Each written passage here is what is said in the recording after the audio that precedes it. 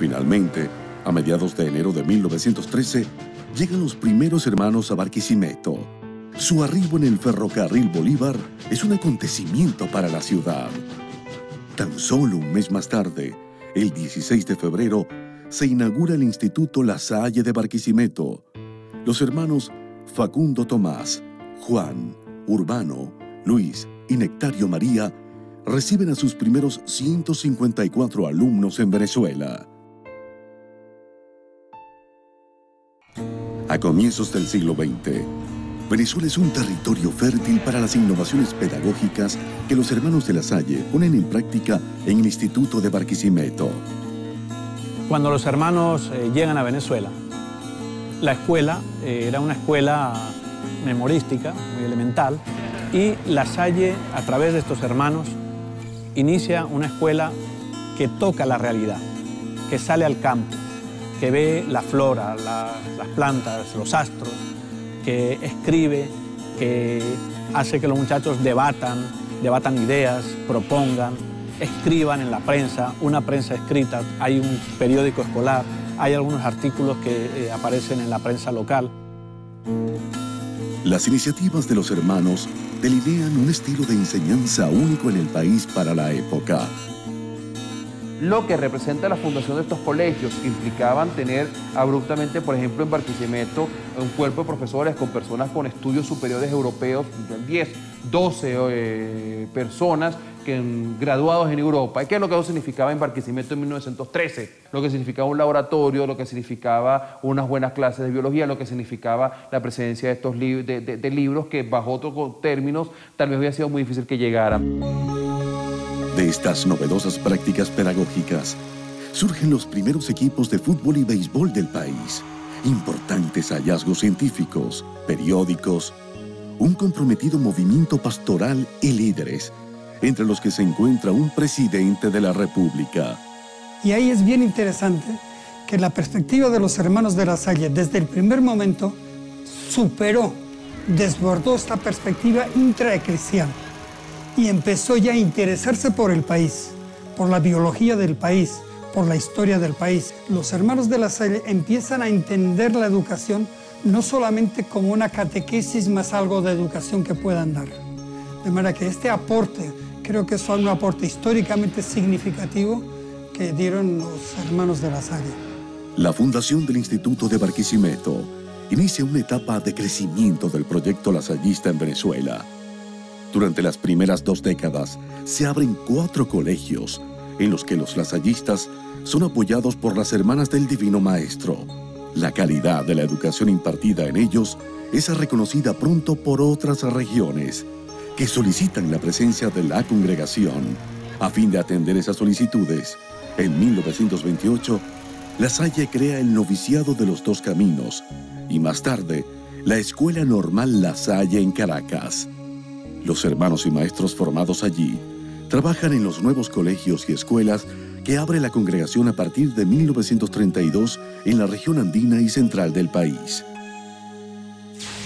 Hoy, La Salle está presente en importantes instituciones educativas diseminadas por todo el país.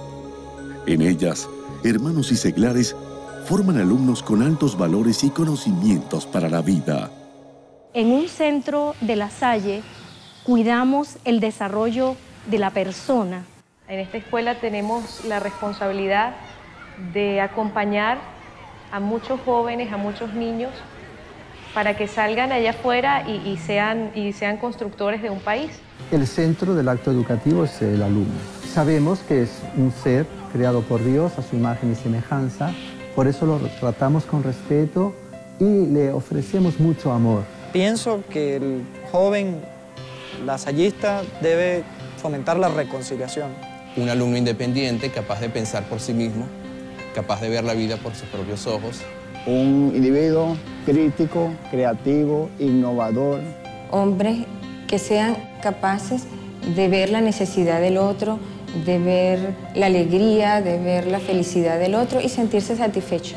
Una educación que se afianza en valores, en comprensión, en cooperativismo, en lealtad. No partir solamente de una parte académica, sino de la parte también humano-cristiana. Yo como educador pues me he sentido privilegiado Es un privilegio pues, de Dios estar en una obra que está al servicio de la salvación de los niños y jóvenes. La educación lasallista significa para mí un estilo de vida.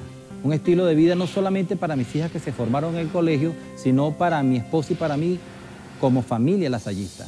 Lo que más me gusta del colegio es la educación que nos enseñan las maestras y el aire libre.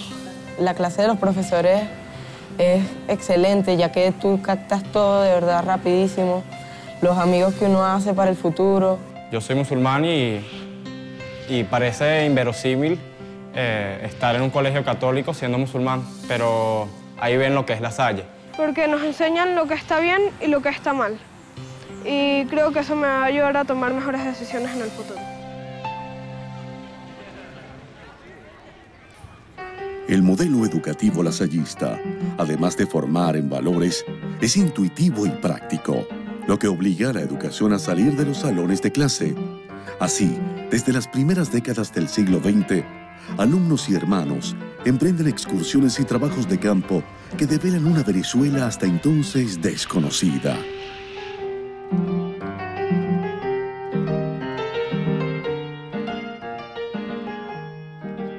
Los hallazgos científicos realizados en aquellas primeras expediciones y el resultado de investigaciones que se realizan en la actualidad están a disposición de los venezolanos en 5 museos de La Salle, que testimonian la relevancia científica alcanzada por la institución a lo largo de todo un siglo. 2 de los pioneros que iniciaron la importante tradición científica lasallista en Venezuela son los hermanos Basilio y Nectario María. Además de realizar el primer descubrimiento de megafauna en Venezuela, el hermano Nectario María se distinguió en muchas otras áreas. Y era desde luego una figura legendaria, el autor de los libros. Todos estudiamos historia y geografía por los libros del hermano Nectario María. Ah, el hermano Nectario María. Ese es un individuo importante en el país, muy importante. El individuo que se revisó prácticamente en los archivos de Sevilla todo lo que tenía que ver con la historia de Venezuela, pero lo más importante son todas sus publicaciones, que eran completamente inéditas, todas las publicaciones de él. Y es difícil imaginarse que el culto mariano, el culto de la Virgen de Coromoto, sería en Venezuela lo que es sin el hermano Nectario. Gracias a sus investigaciones y devoción, la Virgen de Coromoto es elegida patrona de Venezuela. Como arqueólogo autodidacta, también el hermano Basilio contribuyó a desentrañar nuestra historia al descubrir los restos de una antigua cultura prehispánica en Camay, en el estado Lara. Basilio, cuando comenzó a hacer sus excavaciones, no solamente se estaba preocupando por conocer el pasado, sino también por vincular ese pasado con un mejoramiento cualitativo y cuantitativo de las poblaciones campesinas de la región de Camay. El hermano Basilio era un gran personaje y era conocido por todos como que tenía un carácter bastante fuerte. Y uno comenzaba cualquier maldad y enseguida oía... Ese era el sonido del hermano Basilio. No era pito, como el prefecto, era... La ciudad de Barquisimeto convive aún con el importante legado de otro lasallista, pionero en la construcción civil, el hermano Juan. La actividad del hermano Juan en el campo de la ingeniería fue muy amplia, empezando por la construcción del gran edificio del Colegio La Salle de Barquisimeto. Colaboró en la construcción de la primera casa de la gobernación en Barquisimeto, en la calle 23 con carrera 19. Participó en la construcción del puente sobre el río Turbio a nivel de Santa Rosa. Participó también en la construcción del Parque Ayacucho. También ayudó a la construcción de la iglesia de San Juan. Una de las actividades que más recordamos del hermano Juan fue su anteproyecto del primer acueducto de Barquisimeto, que fue apoyado por el Ministerio de Obras Públicas y fue construido posteriormente con algunas modificaciones, pero la fuente donde se tomó el agua de Barquisimeto se conservó. Para mí,